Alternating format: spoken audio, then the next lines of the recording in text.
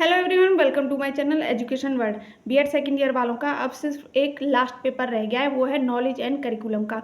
तो knowledge and curriculum से ही एक चैप्टर है एनसीएफ 2005।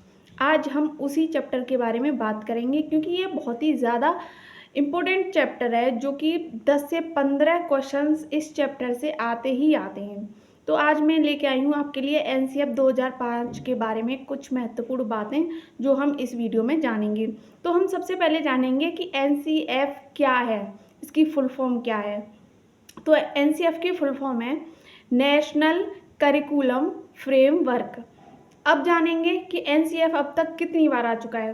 तो एनसीएफ सबसे पहले आया था 1975 यानी 1975 में। उसके बाद आया था 1988 1988 में। उसके बाद आया था 2000 में। उसके बाद 2005 में और उसके बाद 2009 में। तो जो 2005 है वो सबसे ज़्यादा इम्पोर्टेंट है, जो कि आज हम पढ़ने वाले हैं और पेपर एग्जाम्स सब में बहुत ज़्यादा पूछा भी इसी में से ही जाता है। तो जब एनसीएफ 2005 बना था तो सबके लिए इसके लिए भी एक कमेटी बनी थी। जैसे कि कुछ भी बनता है तो उसके लिए कमेटी बनाई जाती है, तो इसके लिए भी एक कमेटी बनाई गई थी जिसके जो चेयरमैन थे वो थे प्रोफेसर यशपाल। इनकी कमेटी में एनसीएफ 2005 बना था। इस कमेटी के 35 सदस्य थे, जिनमें से 10 एनसीईआरटी से थे।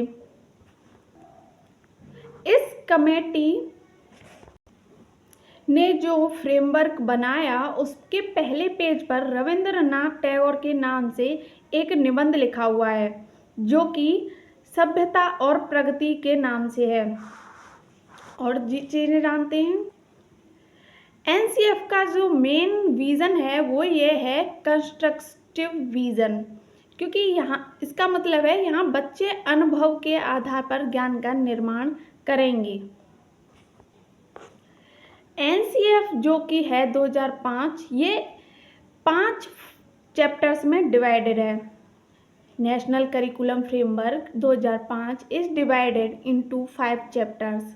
Number 1 perspective, number 2 learning and knowledge, number 3 curricular area school stages assignment, number 4 है स्कूल एंड इन्वायरमेंट, नंबर 5 है सिस्टमिक रिफॉर्म्स। तो अब जानते हैं एनसीएफ के पर्सपेक्टिव के बारे में। पर्सपेक्टिव को हिंदी में बोलते हैं मार्गदर्शी सिद्धांत। Connecting knowledge to life outside the school, मतलब स्कूल में जो पढ़ाया जा रहा है उसे बाहर की जिंदगी से जोड़ना। अगला पॉइंट है ensuring that learning is shifted away from rote learning. मतलब हमें पढ़ाई को रोट लर्निंग यानी रटंत प्रणाली से दूर रखना है।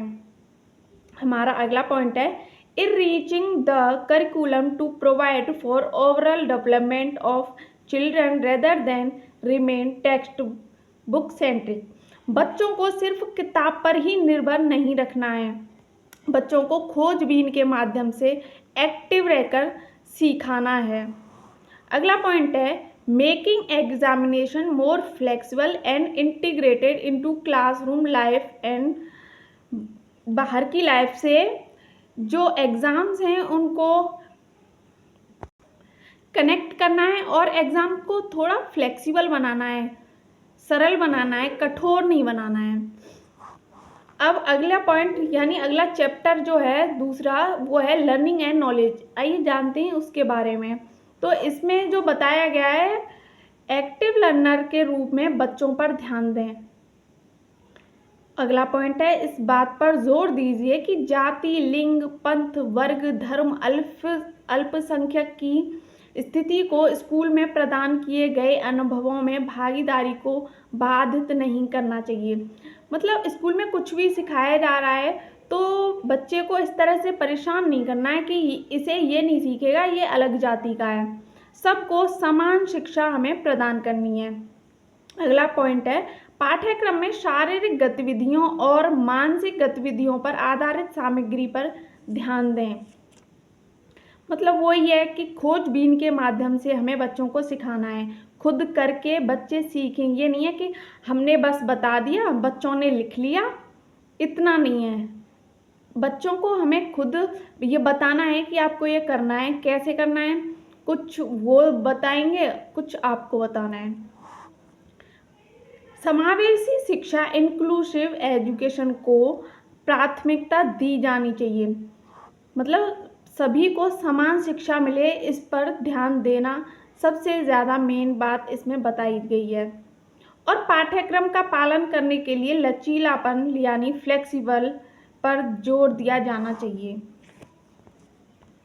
अगला पॉइंट है रचनात्मकता और रचनात्मक शिक्षा, क्रिएटिव एजुकेशन पाठ्यक्रम का हिस्सा होना चाहिए। अगला चैप्टर था हमारा करिकुलर एरियाज, तो जानते हैं इसके बारे में। लैंग्वेज, हमारा पॉइंट है लैंग्वेज पहला वाला। तो भारत में शिक्षण का माध्यम त्रिभाषा सूत्र, 3 लैंग्वेज फॉर्मूला होना चाहिए। नंबर 2 मैथमेटिक्स, यह सामग्री के व्यवहारिक ज्ञान पर आधारित होना चाहिए।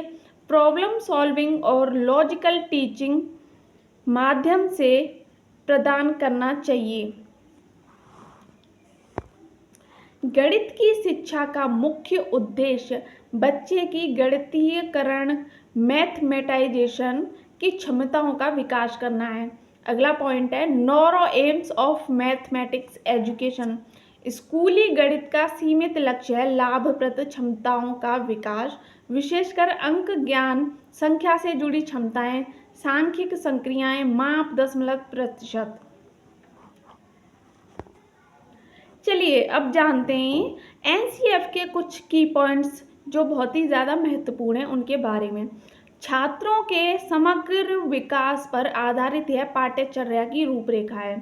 नंबर 2 पॉइंट है स्कूली शिक्षा में SCERT और डाइट को शामिल किया जाए। नंबर 3 का पॉइंट है स्कूली शिक्षा में शिक्षकों की भूमिका केवल सुविधा प्रदाता, फैसिलिटेटर के रूप में होती है।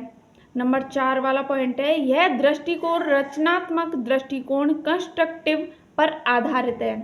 अगला पॉइंट है बच्चे उत्पादक कार्यों में भाग लेने में सक्षम हों। अगला पॉइंट है कक्षा में आनंददायक सीखने का माहौल बनाएं।